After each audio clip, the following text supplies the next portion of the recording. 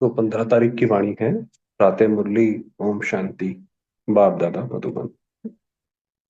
मीठे बच्चे, तुम सबकी आपस में एक बात है।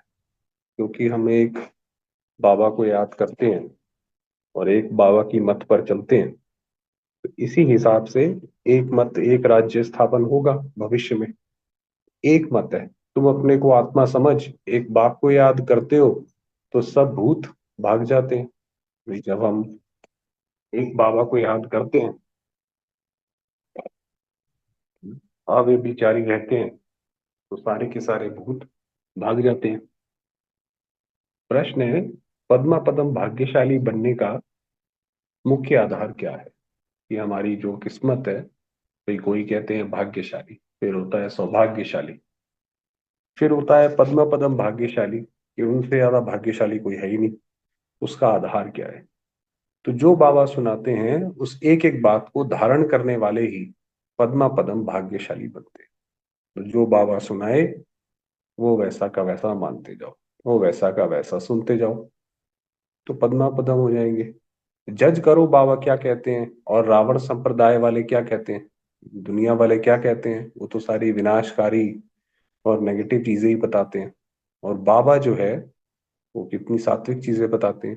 तो बाप जो नॉलेज देते हैं उसे बुद्धि में रखना, सुदर्शन चक्रधारी बनना ही पद्मा पदम भाग्यशाली बनना है। तो बाबा ने जो नॉलेज दी है उसको ही बुद्धि में रखो। इस नॉलेज से ही तुम गुणवान बन जाते हो। इस नॉलेज से तो हमेशा बुद्धि में रहे, ये सुदर्शन चक्र चलता रहे कि मैं आत्मा पहले परम धाम में थी, फिर नीचे आई देवताई स्वरूप पे, है ना, देवता बनी, अनेक जन्म लिए, करते करते करते करते अब ब्राह्मण, फिर उसके बाद फरिश्ता, फिर दोबारा से जाएंगे परम धाम। तो ये चक्र चलाते रहो। ओम शांति। रूहानी बाप, अंग्रेजी में कहा जाता है स्पिरिचुअल फादर। सतयुग में जब तुम चलेंगे तो वहां अंग्रेजी आदि दूसरी कोई भाषा तो होगी नहीं। सतयुग में वही बताया कि वहां एक मत होगी, एक भाषा होगी। ऐसा नहीं, क्योंकि भाषाओं की वजह से भी बहुत डिफरेंस आता है, उसकी वजह से भी थोड़ा एक अलगाववाद आता है, तो वो भी नहीं होगा। तुम जानते हो सतयुग में हमारा राज्य होता है, उसमें हमारी जो भाषा होगी वही चलेगी। वहां की भाषा भी इतनी ऐसी एकदम अच्छी होगी, सटीक होगी, कि जो कहना चाहते हैं उसका वही मतलब होगा। ऐसा नहीं है कि एक बात के बहुत सारे मतलब है, जैसे इंग्लिश लैंग्वेज में होता है या हिंदी में भी होता है। ऐसे नहीं होगा। फिर बाद में वह भाषा बदलती जाती है, फिर जैसे जैसे युग आगे बढ़ते हैं, भाई जो फिर दूसरे दूसरे प्रदेशों में चले जाते हैं उनकी भाषा परिवर्तन होती जाती है। भाई कोई पहाड़ी पे चला गया तो उसका बात करने का तरीका बदल गया, तो वो भाषा बदल गई। अभी तो अनेकानेक भाषाएं हैं, जैसा जैसा राजा वैसी उनकी भाषा चलती है। अब ये तो सब बच्चे जानते हैं, सब सेंटर्स पर भी जो बच्चे हैं उनकी है एक मत, अपने को आत्मा समझना है और एक बाप को याद करना है, ताकि भूत सब भाग जाए। तो बाबा ने कहा एक बाबा को याद रखेंगे, बुद्धि में सदैव बाबा बाबा रहे, तो कोई भी भूत, किसी भी प्रकार का, चाहे माया का भूत, चाहे दुनिया में कोई ये जो आत्माएं भटकती हैं या जो भी है, तो वो कोई भी वार नहीं कर सकती, भाग जाएंगे। बाप है पतित पावन, पांच भूतों की तो सब में प्रवेशता है, आत्मा में ही भूतों की प्रवेशता होती है।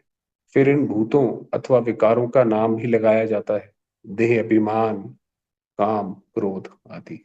तो उन भूतों को ये बोला जाता है। ऐसे नहीं कि सर्वव्यापी कोई ईश्वर है। कभी भी कोई कहे कि ईश्वर सर्वव्यापी है, तो कहो सर्वव्यापी आत्माएं हैं। सर्वव्यापी मतलब जगह जगह, हर जगह। भगवान हर जगह नहीं है, वो तो आत्माएं हर जगह जगह है। और इन आत्माओं में पांच विकार सर्वव्यापी हैं, और उन आत्माओं में पांच विकार हैं सब में। बाकी ऐसे नहीं कि परमात्मा सर्व में विराजमान है।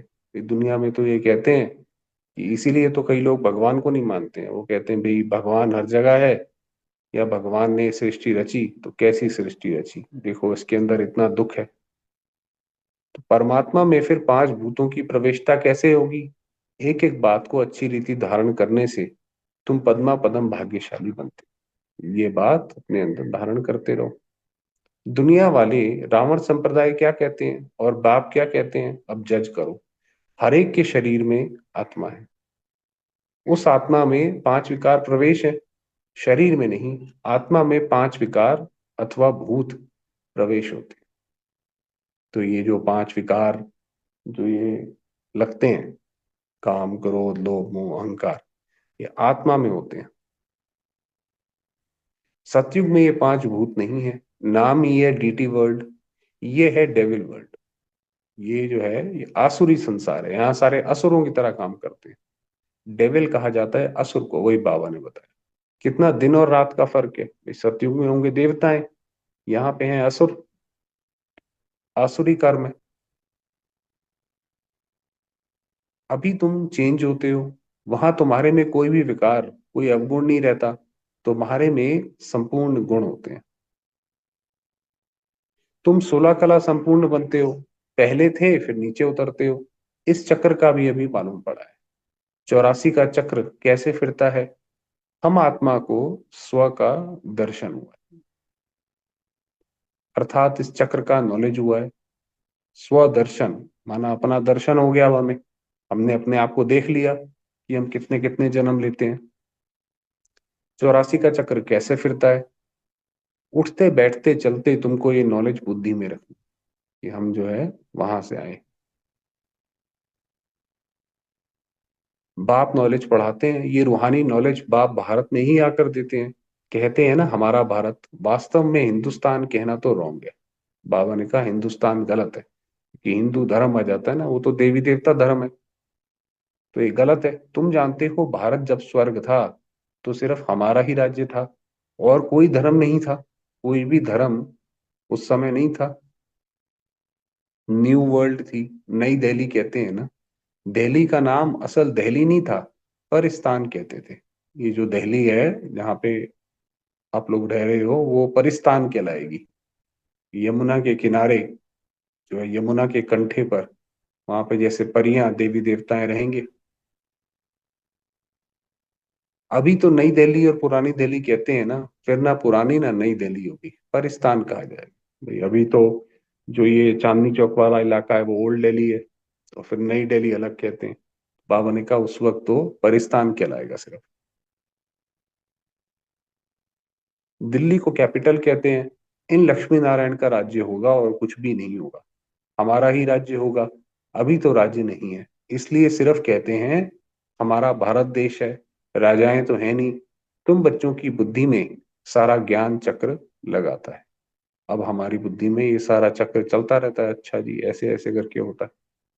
बरोबर पहले पहले इस विश्व में देवी देवताओं का राज्य था, और कोई राज्य नहीं था। जमुना का किनारा था, उसको परिस्तान कहा जाता था। देवताओं की कैपिटल दिल्ली ही रही है। तो सभी को कशिश होती है, इसीलिए दिल्ली पर बहुत आक्रमण हुए। अलग अलग राजाओं ने आकर दिल्ली पर कब्जा जमाना चाहा। सबसे बड़ी भी है, एकदम सेंटर है। दिल्ली जो है वो सेंटर है, इसलिए वहां पे सेंट्रल गवर्नमेंट वहीं बैठती है। मीठे मीठे बच्चे जानते हैं पाप तो जरूर हुए हैं, पाप आत्मा बन गए हैं। सतयुग में होते हैं पुण्य आत्मा। बाबा ने बताया कैसे वहां होंगे पुण्य और यहाँ है पाप। इसीलिए डीटी और डेविल का भी बताया कि यहाँ है असुर, वहां होंगे देवताएं। अब जयंती अक्षर तो सबसे लगता है, इसलिए उनको फिर शिवरात्रि कहते हैं। रात्रि का अर्थ तो तुम्हारे सिवाय कोई समझ ना सके। इस शिवरात्रि पर क्या हुआ, ये अलग अलग संत जो हैं अलग अलग अपने उसमें व्याख्या करते हैं। कोई कहता है भाई शिव की शादी हुई, कोई कहता है शिव का जन्म हुआ। ये तो हम जानते हैं भाई शिवरात्रि क्यों कहते हैं। अच्छे अच्छे विद्वान आदि कोई भी नहीं जानते कि शिवरात्रि क्या है, तो मनावे क्या। बाप ने समझाया है रात्रि का अर्थ क्या है। ये जो 5000 वर्ष का चक्र है उसमें सुख और दुख का खेल है। सुख को कहा जाता है दिन, दुख को कहा जाता है रात, ये बताया। तो दिन और रात के बीच में आता है संगम। तो आधा कल पे सोजरा, आधा कल पे अंधियारा। भक्ति में तो बहुत टिक टाक टिक टिक चलती है, यहाँ है सेकंड की बात। वहां तो आप भक्ति में जाओगे तो वहां पे पहले कथा सुनाएंगे, फिर मंजीरा बजाएंगे, ऐसे बहुत कुछ है। और बाबा ने कहा यहाँ है साइलेंस।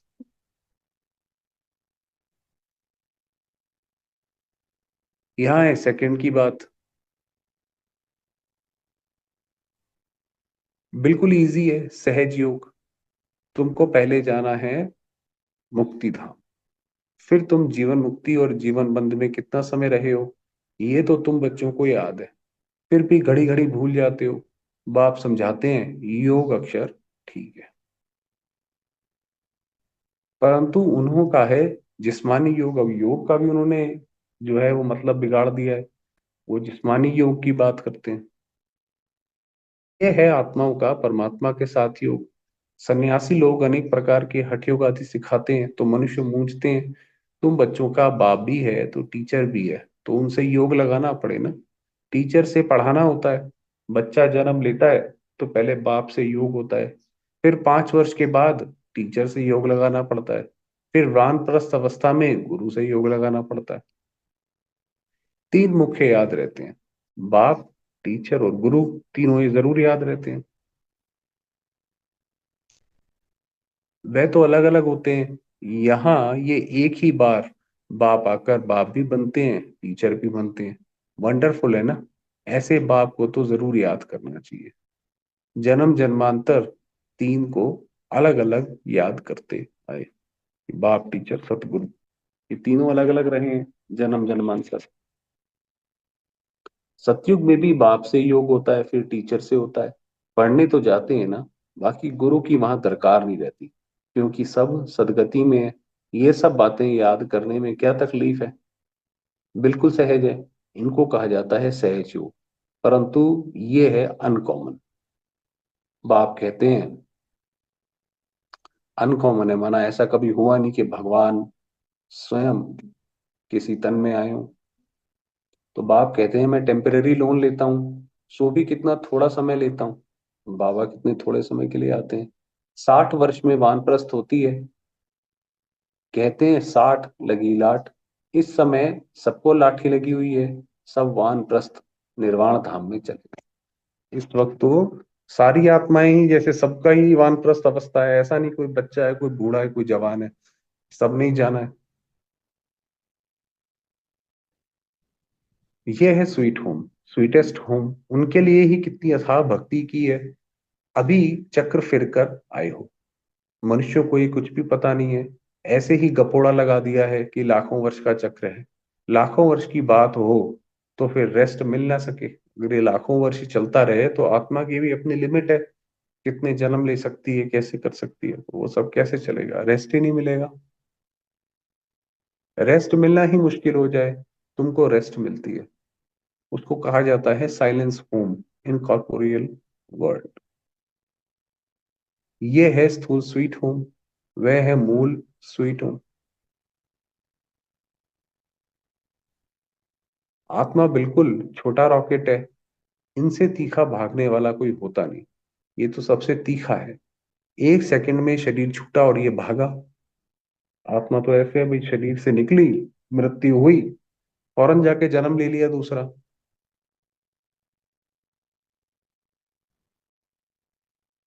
दूसरा शरीर तो तैयार रहता है। ड्रामा अनुसार पूरे टाइम पर उनको जाना ही है।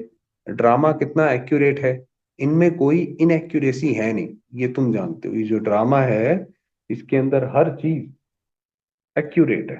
जो समय पर होनी है तभी होगी। ऐसा नहीं है कि कोई अनहोनी हो गई या ऐसा कुछ हो गया, वो नहीं।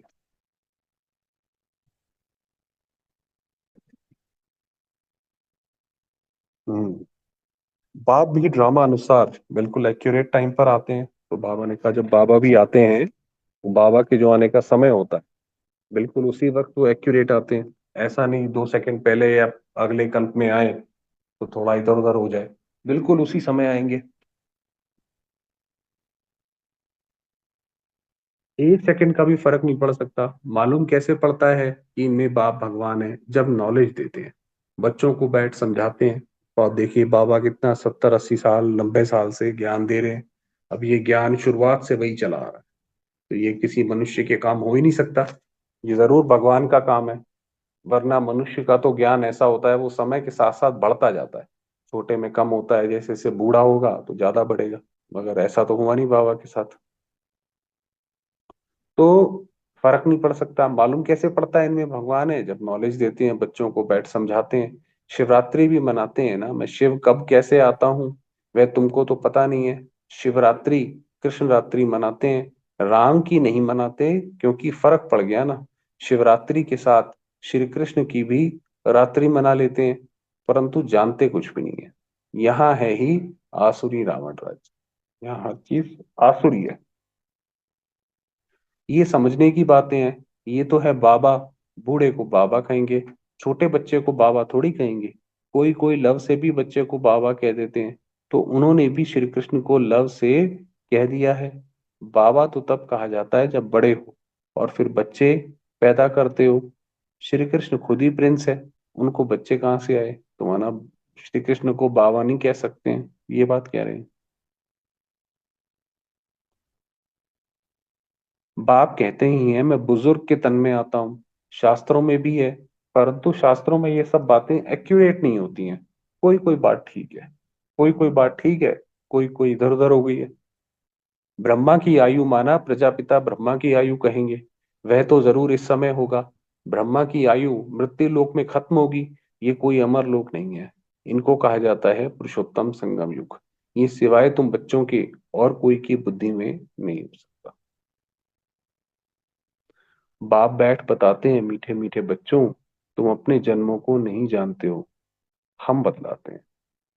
तुम अपने जन्मों को, पुराने जन्मों को, क्या तुमने जन्म लिए वो नहीं जानते हो? कि तुम 84 जन्म लेते हो कैसे? तो भी तुमको पता पड़ गया है, हर एक युग की आयु 1250 वर्ष है, और इतने इतने जन्म लिए हैं। 84 जन्मों का हिसाब है ना, सारा बाबा ने हिसाब बता रखा है। 84 लाख का तो हिसाब हो ना सके। इनको कहा जाता है 84 का चक्र। 84 लाख की तो बात ही याद ना आए। यहाँ कितने अपरंपार दुख हैं, कैसे दुख देने वाले बच्चे पैदा होते रहते हैं। इसको कहा जाता है घोर नरक। तो बच्चे भी वैसे ही हैं, लोग भी वैसे ही हैं, तो इसलिए दुख ही दुख है। बिल्कुल छी छी दुनिया है। तुम बच्चे जानते हो, अभी हम नई दुनिया में जाने के लिए तैयारी कर रहे हैं। पाप कट जाएं तो हम पुण्य आत्मा बन जाए। अभी कोई पाप नहीं करना है। एक दो पर काम कटारी चलाना, ये आदि मध्य अंत दुख देना है। एक किसी पे काम कटारी चलाई, उसको भी दुख दिया, खुद भी दुख में गए। अभी ये रावण राज्य पूरा होता है, अभी ये कलयुग का अंत। ये महाभारी लड़ाई है, अंतिम। फिर कोई लड़ाई आदि होगी ही नहीं। वहां कोई भी यज्ञ रचे नहीं जाते, वहां कहाँ, सतयुग में।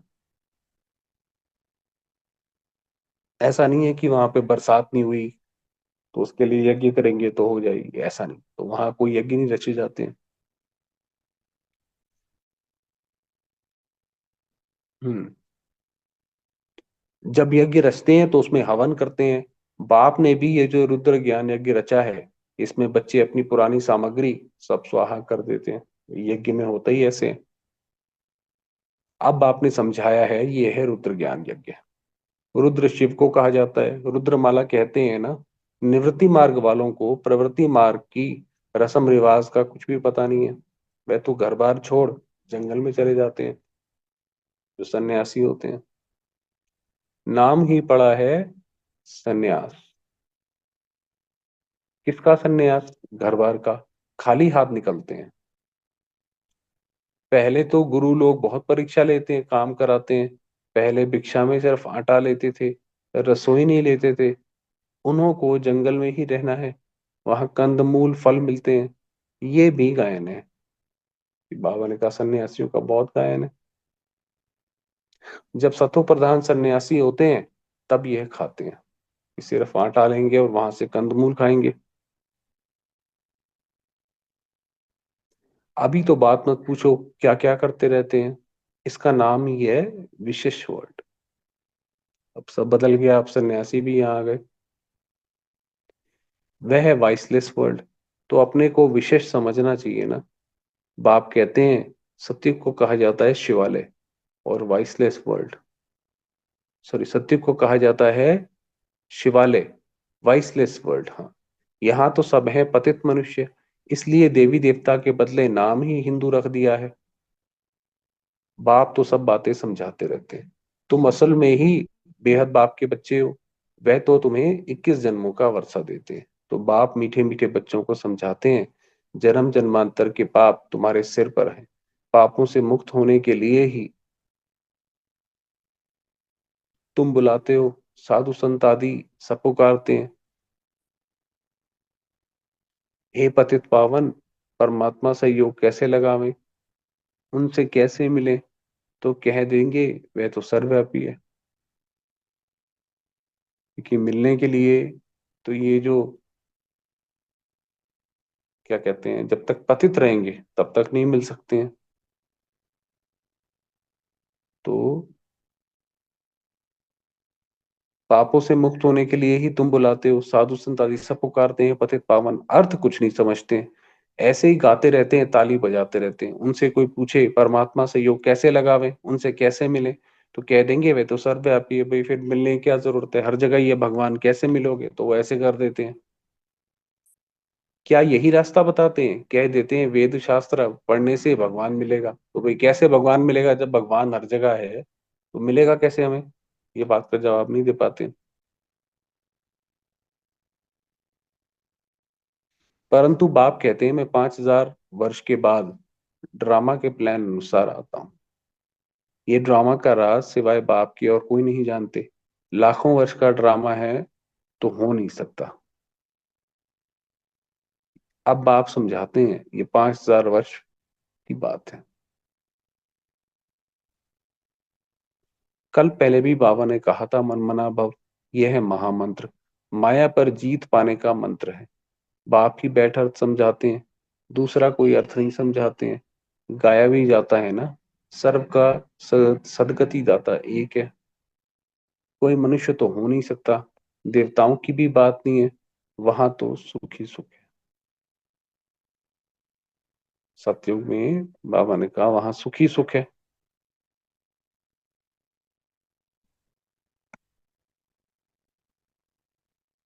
वहां कोई भक्ति नहीं करते हैं। अब देखो ये कितनी बड़ी गहरी बात बताई बाबा ने, कि वहां पर ऐसा नहीं है कि कोई भक्ति है, वो नहीं करते हैं। भक्ति की जाती है भगवान से मिलने के लिए। सतयुग में भक्ति होती नहीं, क्योंकि 21 जन्मों का वर्षा मिला हुआ है। तब गाया भी जाता है दुख में सिमरण सब करे, सुख में करे ना कोई। क्योंकि यहाँ तो अथाह सुख है, क्योंकि यहाँ तो अथाह दुख है, सॉरी। घड़ी घड़ी कहते हैं भगवान रहम करो। ये कलयुगी दुखी दुनिया सदैव नहीं रहती है। सतयुग त्रेता पास्ट हो गए, फिर होंगे। लाखों वर्ष की तो बात भी याद नहीं रह सकती है। अब बाप तो सारी नॉलेज देते हैं, अपना परिचय भी देते हैं, और रचना के आदि मध्य अंत का राज भी समझाते हैं। 5000 वर्ष की बात है, तुम बच्चों को ध्यान में आ गया है। अभी तो पराये राज्य में हो, तुमको अपना राज्य था। यहाँ तो लड़ाई से अपना राज्य लेते हैं, हथियारों से मारा मारी से अपना राज्य लेते हैं। तुम बच्चे तो योग बल से अपना राज्य स्थापन कर, हम जो है बाबा को याद कर करके उससे स्थापन कर रहे हैं। तुम्हें सतो प्रधान दुनिया चाहिए, पुरानी दुनिया खत्म हो नई दुनिया बनती है। इसको कहा जाता है कलयुग पुरानी दुनिया, सतयुग है नई दुनिया। ये भी किसको पता नहीं है, ये पुरानी दुनिया है। सन्यासी कह देते हैं ये आपकी कल्पना है, ये दुनिया जो है ये कल्पना है। वो कहते हैं भाई आपकी भी कल्पना है, ये जो आप सतयुग की बात करते हो। यहाँ है ही सतयुग, यहाँ ही सतयुग है, यहाँ ही कलयुग है। अब बाप बैठ समझाते हैं, एक भी ऐसा नहीं है जो बाप को जानते हो। अगर कोई जानता होता तो परिचय देता ना। बाबा को और कहीं तो है नहीं बाबा का ज्ञान। सतयुग त्रेता क्या चीज है, किसको समझ में थोड़ा ही आता है। तुम बच्चों को बाप अच्छी रीति समझाते रहते हैं, बाप ही सब कुछ जानते हैं। जानी जाननहार अर्थात नॉलेजफुल है। मनुष्य सृष्टि का बीज रूप है, ज्ञान का सागर है, सुख का सागर है।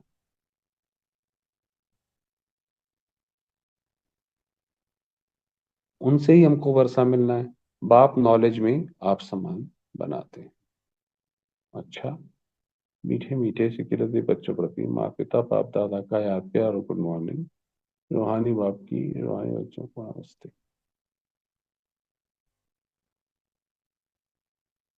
रूहानी बच्चों की रूहानी बाप को याद प्यार और नमस्ते। धारणा के लिए मुख्य सार है, ये पापों से मुक्त होने का समय है, इसलिए अभी कोई पाप नहीं करना है। पुरानी सब सामग्री इस रुद्र यज्ञ में स्वाहा करनी है। अभी वानप्रस्थ अवस्था है, इसलिए बाप टीचर के साथ साथ सदगुरु को भी याद करना है। स्वीट होम में जाने के लिए आत्मा को सतो प्रधान पावन बनाना है। वरदान, अपनी सूक्ष्म कमजोरियों को चिंतन करके परिवर्तन करने वाले स्वचिंतक भव। सिर्फ ज्ञान की पॉइंट्स रिपीट करना, सुनना व सुनाना ही स्वचिंतन नहीं है, लेकिन स्वचिंतन अर्थात अपनी सूक्ष्म कमजोरियों को, अपनी छोटी छोटी गलतियों को चिंतन करके मिटाना, परिवर्तन करना, उस पर ज्ञान जो है अप्लाई करना, ज्ञान से वो सारी कमियां भर जाए। अपनी छोटी छोटी गलतियों को चिंतन करके मिटाना, परिवर्तन करना, यही है स्वाभाविक स्वचिंतन बनना। ज्ञान का मनन सभी बच्चे बहुत अच्छा करते हैं, लेकिन ज्ञान को स्वयं के प्रति यूज कर धारणा स्वरूप बनना, स्वयं को परिवर्तन करना, इसकी ही मार्क्स फाइनल रिजल्ट में मिलती है कि हमने अपने को परिवर्तन कितना किया है, वो मार्क्स निकलेगी। स्लोगन है, हर समय करन करावन हार, बाबा याद रहे। ये करने और कराने वाला सिर्फ एक बाबा है। तो मैंपन का अभिमान नहीं आ सकता, तो ये नहीं रहेगा ये मैंने किया, वो अभिमान नहीं आएगा। चलिए 2-1 मिनट है बाबा की याद।